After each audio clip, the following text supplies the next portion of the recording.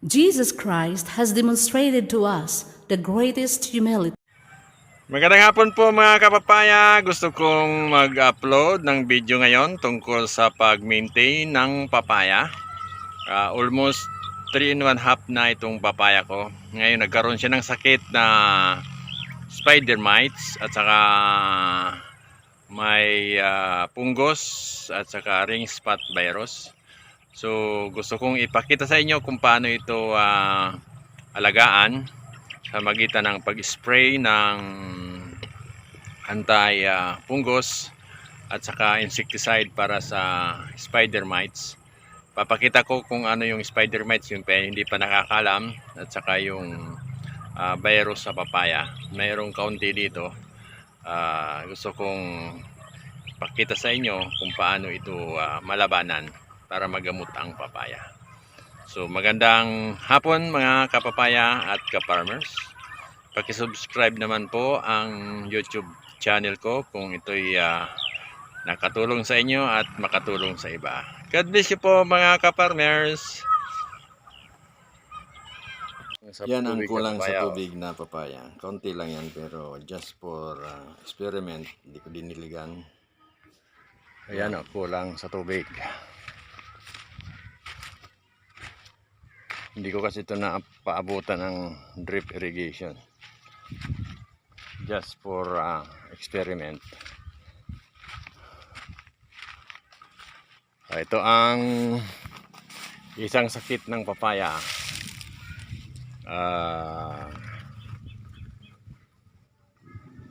Punggos.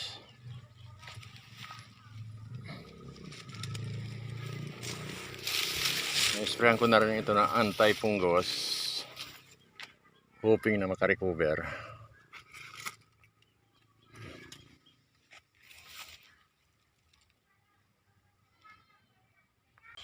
Yan ang bunga pag healthy ang papaya. 3 in 1 half months, ganyan nakalaki ang ganyang bunga.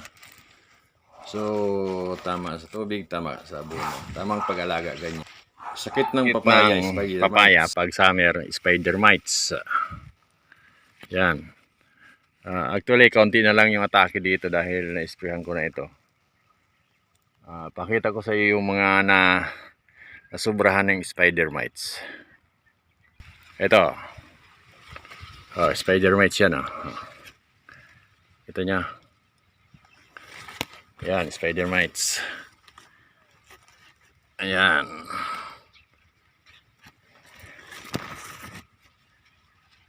Ayan o. Natake rin ito ng spider mites at saka punggos. Pero na-sprayhan ko na ito ng anti-punggos at saka sa spider mites. Meron pang mga natira-tira yan. Yan. Pero yan. Pero yung mga sunod na mga dahon niya, hindi na siya umakyat kasi naagapan ko. Ito yung magandang maintenance. Hindi siya na-dehydrate kasi natulungan siya nung tinatayong building dito. Nung hapon, hindi na siya mainitan. Kaya maganda yung ayan niya. So hindi ko napansin na nadi-dehydrate na pala yung papaya ko. Ibig sabihin kulang sa tubig. So yung patubig namin na tinitimba namin pag ganun, hindi sapat, hindi enough. Kaya nung last week nag drip irrigation ako, naka-recover yung papaya ko. Yun nag-green siya ulit. So, yung mga unang yung mga unang bulaklak niya, nung na-dehydrate siya, hindi nabuo. So, makita mo na laki ang difference ng kulang sa tubig at saka yung tamang tubig. Ito, maaga itong tamaan ng spider mites. So, tingnan mo yung laglag na agad yung mga dahon niya. Ayan. So, nung in-sprayan ko, pagkatapos na sprayan ko, naka-recover siya. Ito din, atake ito ng spider mites. Yan ang epekto niya. Pero hanggang lang dito yung atake niya. Kasi nung naka-spray ako, sumunod na mga dahon, wala na. Ito rin, oh, na-atake rin ito. Mataba ito noon. Nalaglag lahat yung dahon niya, umpisa dito hanggang dyan. Hanggang dito. So pagdating dito, naagapan ko, yung sumunod na dahon yun na naka-recover. So makita nyo na ibang-iba yung papaya na healthy kaysa nagkasakit. Ito, na-atake rin ito. Oh. Pero praise God na okay na. Magpa-follow up ako na mag-spray bukas para sa spider mites, para sa fungus. Sabay ko na rin yan foliar fertilizer. Slight na na-atake ito ng spider mites. Kung hindi ko yun nagamot, malamang papaya ko ngayon, laglag yung mga bunga. Yan. Kita mo yung na-atake, oh. Version dito. Yung hindi na-atake, makita mo yung dahon, oh. Green. Oh. Kita nyo, ang ganda ng hindi na-atake. Oh. Oh. Laki na ng bunga, oh. Oh, yun, healthy. Healthy na papaya. Oh. Nasubrahan sa tubig. Kasi nagpapatubig ako diyan, bumabagsak. Basang-basa. Iba rin. Kaya dapat tamang-tama yung tubig ng papaya. Na-dehydrate ito ng kaunti pero naka-recover agad kasi maaga kong napatubigan. Medyo okay na ngayon, naka-recover na siya. Nung last week, bago ako nag-drain irrigation, grabe ang kulay ng papaya ko noon. Nag-yellow. Magandang umaga mga kapapaya at kaparmers. Ang vlog natin ngayon tungkol sa pag-maintain ng papaya para hindi magkasakit, hindi magka-virus, hindi magka-punggos, at tuloy-tuloy yung bulaklak na mabuo na maging bunga. At mag-a-apply tayo ngayon ng insecticide para sa spider mites kasi actually nung last 2 weeks ago nag-spray na ako dito sa spider mites kasi na inatake, may mga parte dyan na inatake. So kahapon nag-inspection ako, medyo meron pang dapat isprayin, kaya mag-i-spray ako ngayon para sa spider mites. At every other Sunday rin, every other week, nag-i-spray ako ng foliar kasi namumulaklak na siya. Maliban dun sa pag-abuno ng urea at iba pa, mayroon akong dapat na ini-spray every other week na foliar. Ito yung foliar fertilizer niya. Di ko na sabihin yung brand kasi bahala na kayo kung anong piliin nyo na foliar na fertilizer. Kung insecticide din, di ko na rin sasabihin yung brand kasi iba-iba yung type natin na insecticide. At yung fungicide, di ko rin sabihin yung brand kasi iba't iba ang type natin na fungicide. At alam natin yan na ang insecticide para sa mga insekto, ang pinaka i-sprayan ko ngayon dahil may wrong spider mites. At yung fungicide, medyo may tama yung iba dyan na punggos. Sana hindi mahawaan ito ng ring spot virus. At yung foliar, napakahalaga rin yun para yung mga bulaklak niya mabuo. So praise God kasi kagabi umulan. It's summer time dito pero umulan kagabi. So medyo malaking tulong ito sa papaya during summer na umuulan. Kasi kita mo yung lupa niya talagang nababasa. So, yan ang gusto kong ibahagi. Maintenance every week or every other week, depende sa kalagayan ng papaya. Dapat marunong kayong tumingin sa papaya kung ano ang sakit, kung ano ang kailangan ba ng tubig, kailangan ba ng fertilizer, kailangan ba ng insecticide, kinakailangan ba ng fungicide para ma-maintain. Para pag namunga yung papaya, tuloy-tuloy siya. Kasi sa totoo lang, sa aking observation ng papaya nung last year na pagtanim ko ng papaya, pag naalagaan mo siyang mabuti, talagang sunod-sunod ang bunga niya. Walang layer-layer yan. Diretso ang bunga. Pag naalagaan mo ng tamang tubig, tamang abono, tamang insecticide, makita mo yung bunga niya, talagang tuloy-tuloy yung bunga niya. So, kaya nga, dapat bawasan na panggulay para hindi siya ma-overload. Kasi pag dumami ang bunga na ganitong papaya, pag hindi mo binawasan, na-overload siya, tatagilid. Pag tumagilid yan, sigurado, pag kaunting ulan, sigurado dadapa siya, sigurado babagsak. O, kaya pag habagat time, lalo sa lugar namin, medyo malambot ang lupa pag nababasa, dapat bawasan para sa panggulay pag maraming bunga. So, yan lang, mag-i-spray ako ngayon. Hahaluan namin ilagay na ako ng fungicide, lagyan ko ng insecticide sa 16 liter of water. Yung recommendation ng manufacturer is 2 teaspoon na insecticide. At sa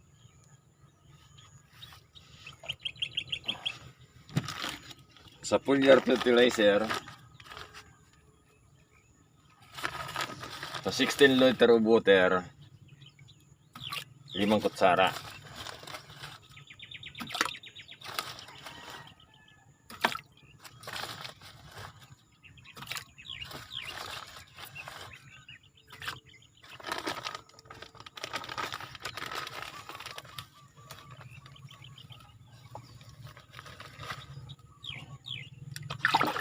Haluan mo lang. Kasi yung pulbos, yung fungicide kasi pulbos, at saka yung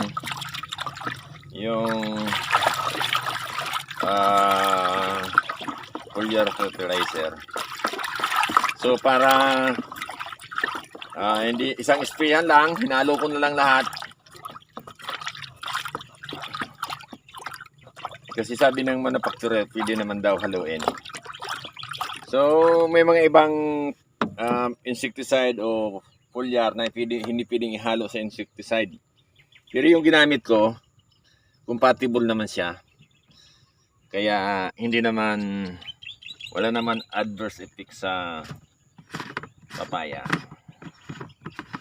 So, ganun lang gagawin natin.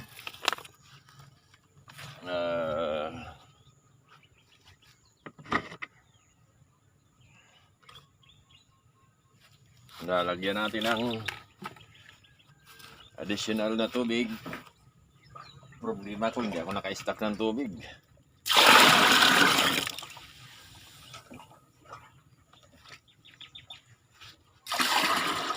No overlook. Dapat nung last namin na patubig, nalagyan ko ito ng tubig para pang spray.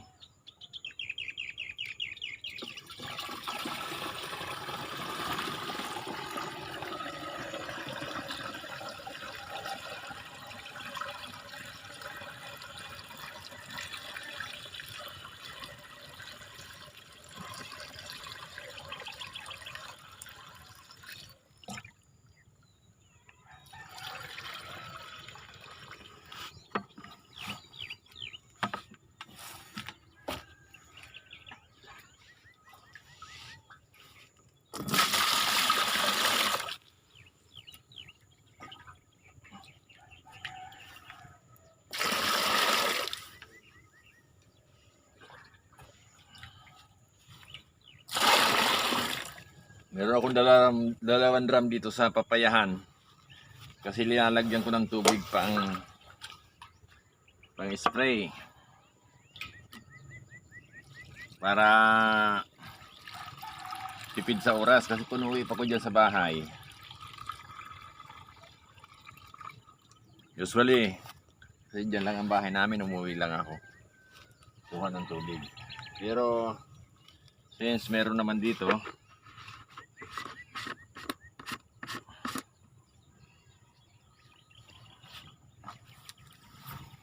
so ganito lang mga ka-farmers. Medyo tiyaga lang. Dahil nagbablog tayo, kaya kailangan na mag-spray. Maybe next year,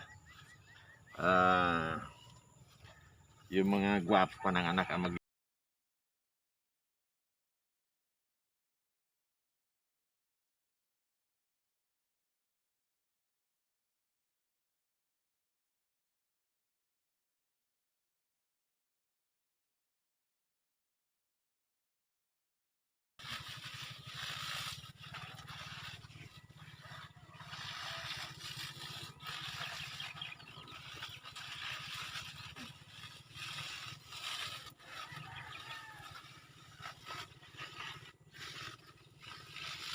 So, dapat ganito ang sprayer ninyo.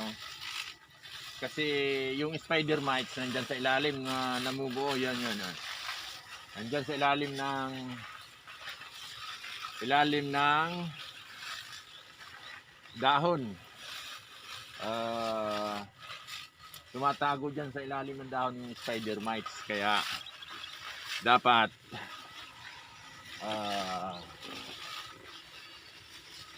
ganito yung sprayer para tamang-tama sa kanila.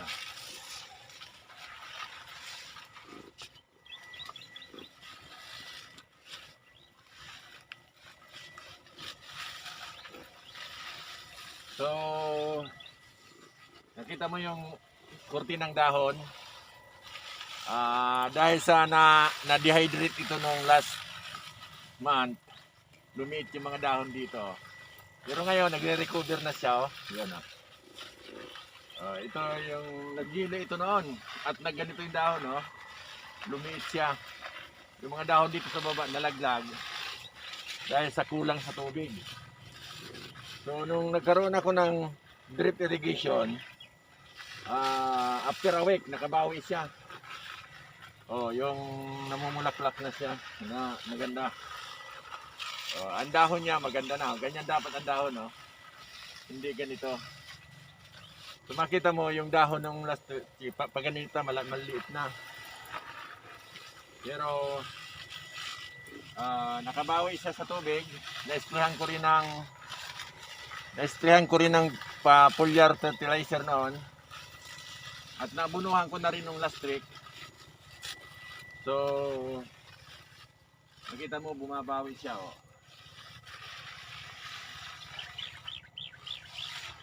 ito yung inatakin ng spider mites last week, Yan. Ito mga to, Ito yung spider mites, Yan yung atake ng spider mites yan. Kung hindi ko yun naalagaan, hindi ko na istihan. Wala na sana. Kung hindi ko na patubigan, tuloy-tuloy siya na yan na magdi-deteriorate. Pero ngayon, makita mo, maganda siya. So, dahil sa na-dehydrate noon, maraming nalaglag na bulaklak dyan,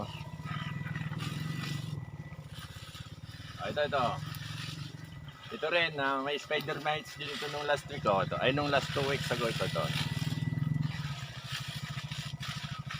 So, nagre-recover siya ngayon. Ito. Sakit ito ng kulang sa tubig. Lumit yung kanilang mga dahon. Usually, pag lumit ang dahon, mga bulaklak malalaglag. Kaya marami nalaglag dyan ng bulaklak.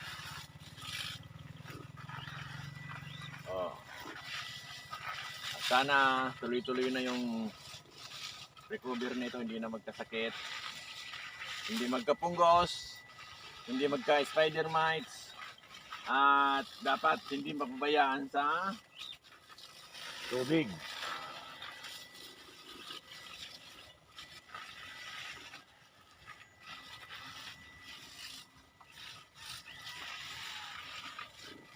Bali, kaya na ito, 120 days. Ay, nipit sa ngayon. Ay, 4 months na pala to. Medyo delayed siya.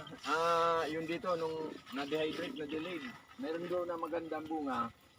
Makita natin yung magandang bunga doon na hindi siya naapektuhan ng kulang sa tubig. Ito, masyado itong na-dehydrate to. Ito, tinatake rin ito ng spider mites last week. Yun. Andito ang papaya farming.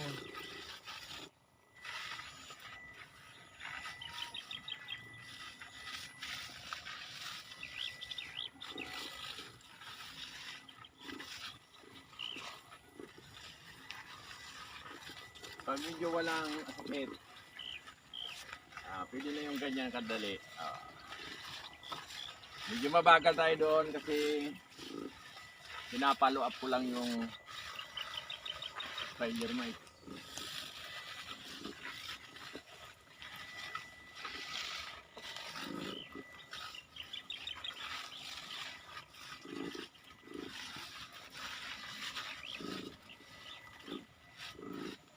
Ito, meron din spider mite, oh.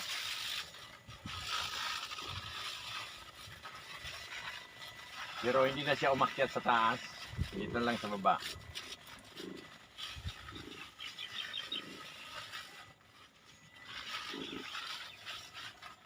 Makita nyo yung hindi na delay, hindi na dehydrate, ganyan na ang bunga, oh. Tutukan mo. Ganyan na yung bunga niya, oh. Ganyan na kalaki. Bakit hindi ito nakulangan sa tubig? Kasi nakatayo ng building dito, pag hapon, hindi na siya mainitan. So, kaya nung last year, okay yung papaya ko noon kasi nagtanim ako ng mais. During very summer, nalililungan sila ng mais. So, kaya may bintahe rin pag meron kang intercropping, halimbawa mais, kasi yung moisture ng lupa nami-maintain. At ang bintahe rin sa mais, hindi siya magkakasakit ng fungus, o kaya spring spot virus pag merong intercropping na mais. So, kaya last year maganda yung papaya ko, walang sakit.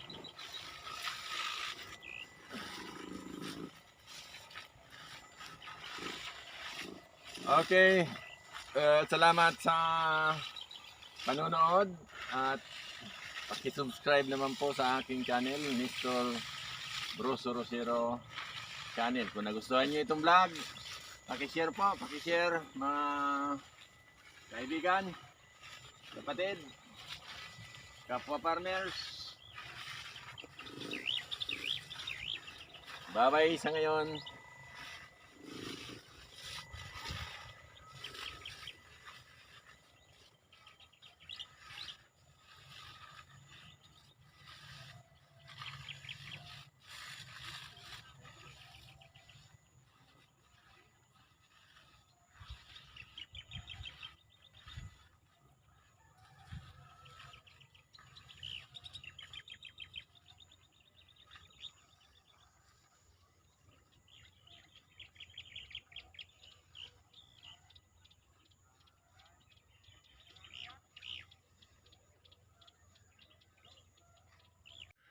Ayan, kulang sa tubig.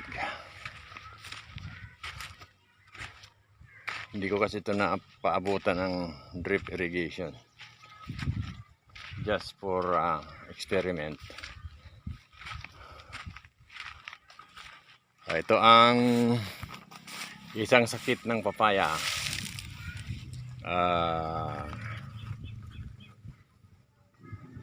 Fungus.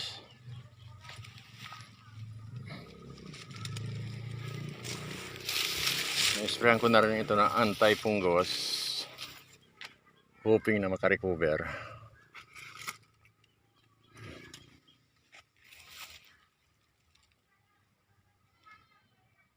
Kit ng papaya pag summer, spider mites. Yan. Actually, kaunti na lang yung atake dito dahil na-sprayhan ko na ito. Pakita ko sa iyo yung mga nasubrahan ng spider mites. Ito. Spider mites yan. Ito niya. Yan, spider mites. Ayan.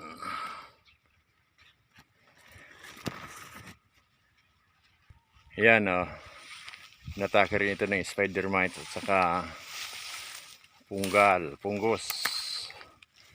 Pero na-sprayhan ko na ito ng anti-punggos at saka sa spider mites. Meron pa mga natira-tira yan. Yan. Pero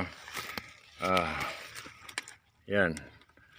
Pero yung mga sunod na mga dahon niya, hindi na siya umakyat kasi naagapan ko. Ito yung magandang maintenance. Hindi siya na-dehydrate kasi natulungan siya nung tinatayong building dito. Nung hapon, hindi na siya mainitan. Kaya maganda yung ayan niya. So hindi ko napansin na nadi-dehydrate na pala yung papaya ko. Ibig sabihin kulang sa tubig. So yung patubig namin na tinitimba namin pag ganun, hindi sapat, hindi enough. Kaya nung last week nag drip irrigation ako, naka-recover yung papaya ko. Yun nag-green siya ulit. So, yung mga unang yung mga unang bulaklak niya, nung na-dehydrate siya, hindi nabuo. So, makita mo na laki ang difference ng kulang sa tubig at saka yung tamang tubig. Ito, maaga itong tamaan ng spider mites. So, tingnan mo yung laglag na agad yung mga dahon niya. Ayan. So, nung in-sprayan ko, pagkatapos na sprayan ko, naka-recover siya. Ito din, atake ito ng spider mites. Yan ang epekto niya. Pero hanggang lang dito yung atake niya. Kasi nung naka-spray ako, sumunod na mga dahon, wala na. Ito rin na-atake rin ito. Mataba ito noon. Nalaglag lahat yung dahon niya, umpisa dito hanggang dyan. Hanggang dito. So pagdating dito, naagapan ko yung sumunod na dahon yun naka-recover. So makita nyo na ibang iba yung papaya na healthy kaysa nagkasakit. Ito, na-atake rin ito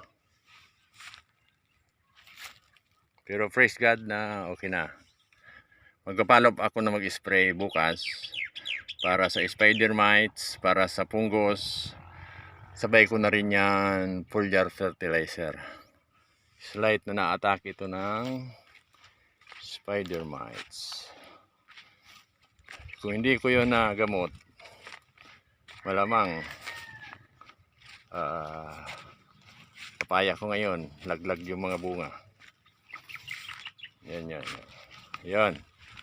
Kita mo yung na-atake portion dito. Yung hindi na-atake, makita mo yung dahon green. Kita nyo, ang ganda ng hindi na-atake.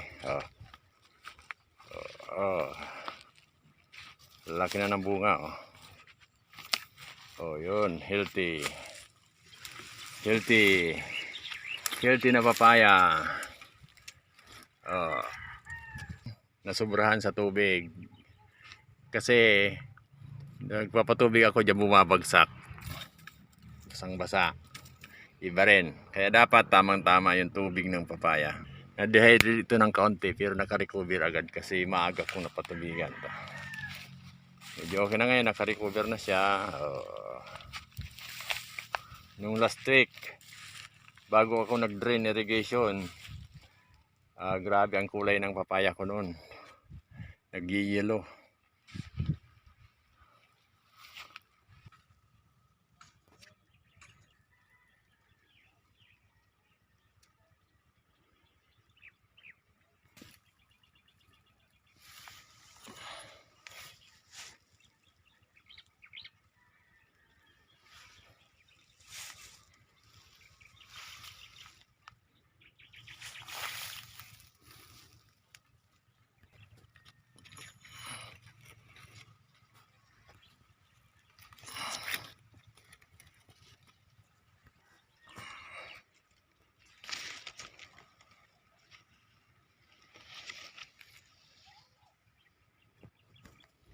Ito ang inatake ng spider mites.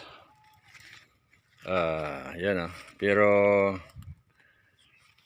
awa ng Diyos, last week inisprayan ko siya ng pang spider mites. Medyo okay naman nagre-recover siya. So hindi na siya humawa dito. Papalo up ko bukas para sa spider mites.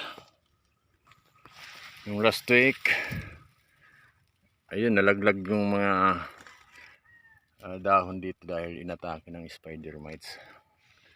Kumalat siya banda dito. Mabuti na agapan ko, kumakalat na sana. Ito po ang pinakasolusyon pag ang papaya ninyo kulang sa tubig. Pag nag-summer na, pinakamaigi talaga dapat gamit kayo ng patubig. So ginamit ko dito na patubig yung ditris na tubo, tapos ditris na makina. Malit lang na makina yung gasolina.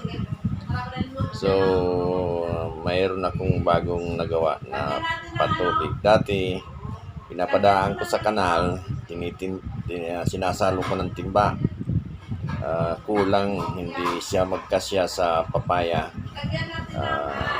Kaya dapat pagtimba halos every twice a week. So masyadong makonsumo sa tubig, makonsumo sa labor. Kaya ang ginawa ko,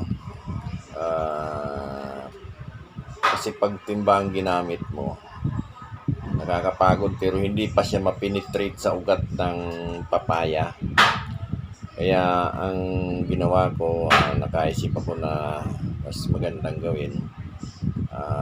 Nung una kong ginawa, binutasan ko yung tubo na parang madilig siya sa pinadaan namin sa ibabaw ng plat ng papaya. So medyo mas madali magdilig. Pero later on, na-found out ko na mas madali pala, mas effective yung drip irrigation. So dito, nung ginawa ko dito, parang lagyan ko lang ng hose, tapos unti-unti ko na dinodugtong yung hose, parang semi-drip, parang fountain pinakadulo. Mas nadididig siya kumpara doon sa timba. Pero mas effective pag yung drip irrigation. Yung meron na akong na i-publish na drip irrigation. Yun ang pinakamaganda. Dito, ang ginawa ko dito, yung kaya palang parang drip na rin pero maraming butas ang ginawa ko doon sa tubo. Sinusundan ko lang. Okay naman, pero medyo nakakapagod nga lang kasi susundan mo yung tubo na papatubigan mo yung bawat puno ng papaya.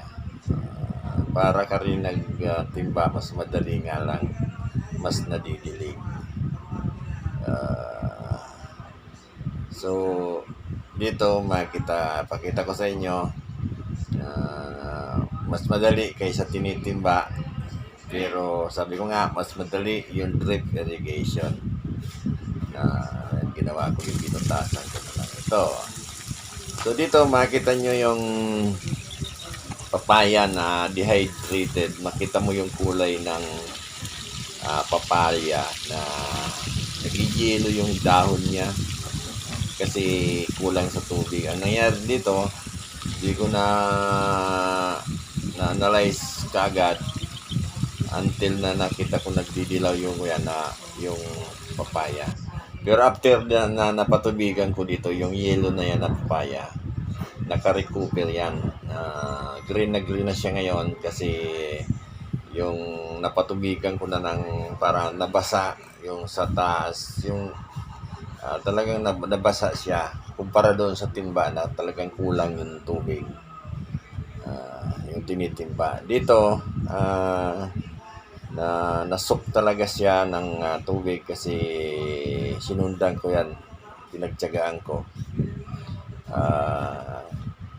Actually, yung mga nauna kong video na medyo naka-recover na. Ito yung may sakit, dehydrated pa dito yung papaya na nakita nyo. So, ang pinaka-solution, pag nag-yelo ang papaya nyo at yung dahon niya medyo maliliit, kulang yan sa tubig.